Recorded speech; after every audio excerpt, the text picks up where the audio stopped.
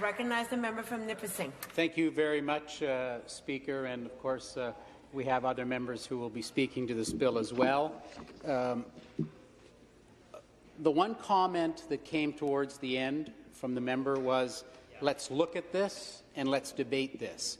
And I think at the end of the day, that's what we really should be looking at doing, is having this go to a committee so that it can be debated and all sides can be heard from on this, because, quite frankly, there are two sides to every story and maybe 3 or 4 sides.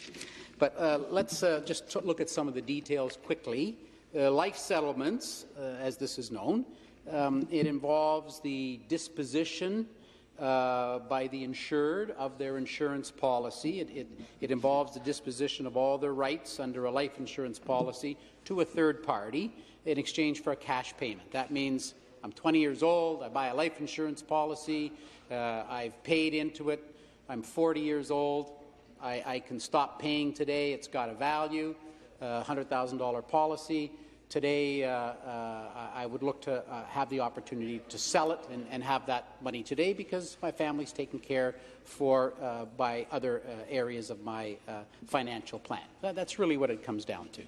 So in Canada, there are 4 provinces who do not allow this. In fact, they explicitly prohibit this: Saskatchewan, Quebec, Nova Scotia, and New Brunswick.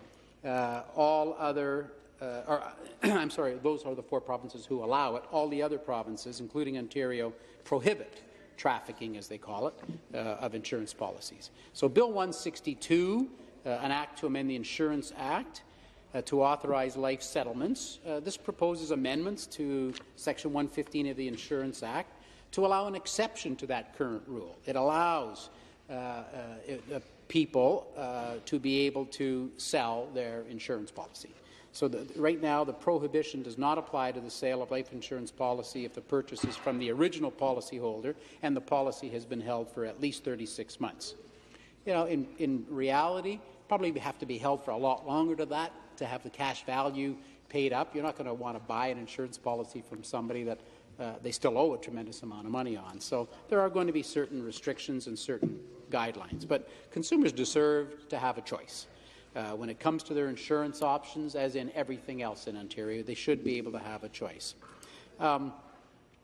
There are some who wrote to me who say that this is dangerous and opens up a potentially predatory market. There are those. There are many on the flip side, especially seniors, who know that some of the protections can be looked at here. And believe that this should be allowed.